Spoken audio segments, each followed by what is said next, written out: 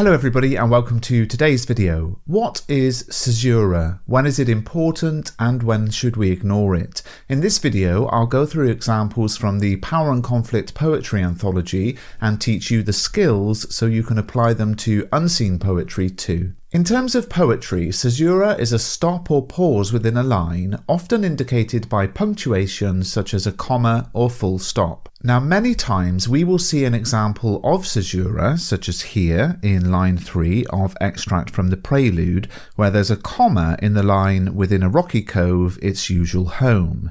Now should we analyse this comma, numerous exam reports have pointed out that students rarely make any significant or well-developed points about caesura and also enjambment, and we'll be looking at that in the next video. So often the caesura we find will just be grammatically required to help us read the lines of the poem and won't be linked to meaning in any significant way. But that doesn't mean that it's never important, and to make that decision what we need to do is think about our answer to the exam question. So let's imagine our question is, how is power presented in Extract from the Prelude and one other poem? And we come up with the line of argument, the hypothesis, that the poet presents the idea that humans think they are powerful, but nature is truly powerful. So a pretty standard analysis of this poem. And that's our thesis, that's our overarching idea for the answer.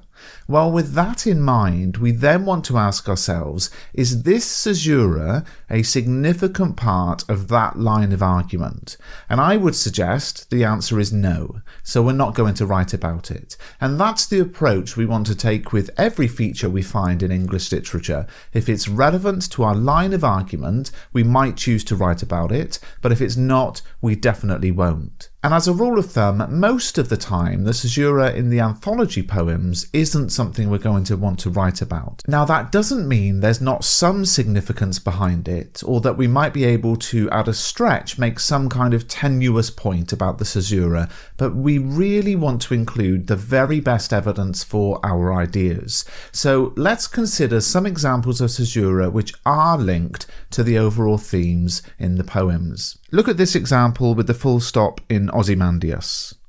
Nothing beside remains.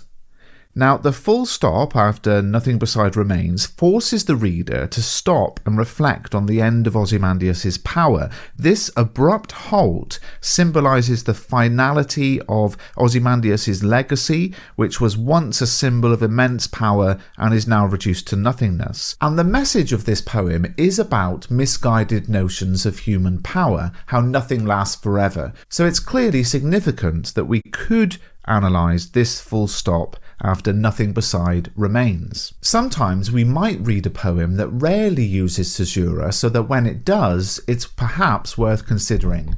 In Exposure, look at the caesura in this stanza. Slowly our ghosts drag home, glimpsing the sunk fires, glozed with crusted dark red jewels. Crickets jingle there, for hours the innocent mice rejoice. The house is theirs, shutters and doors all closed. On us the doors are closed, we turn back to our dying. Now this is the first time in the poem where punctuation beyond a comma is used mid-line. So why is that?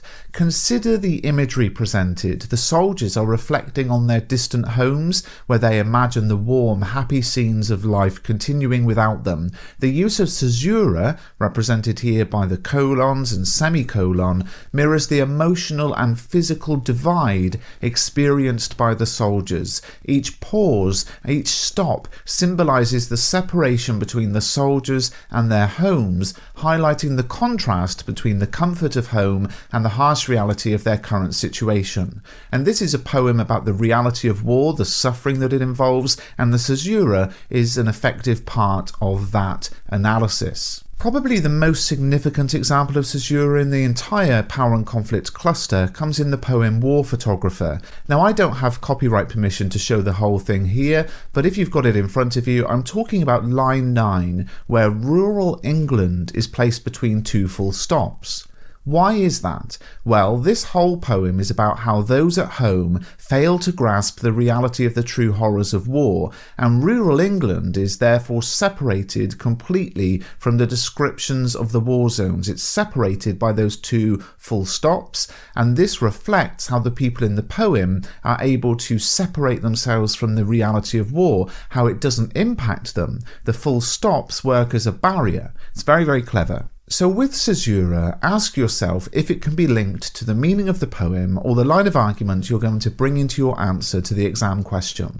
And if you found this video useful, please do give it a thumbs up. I'm going to make more in this series. I've already put a video out on the importance of rhyme schemes, so do check out the playlist, and thank you for watching.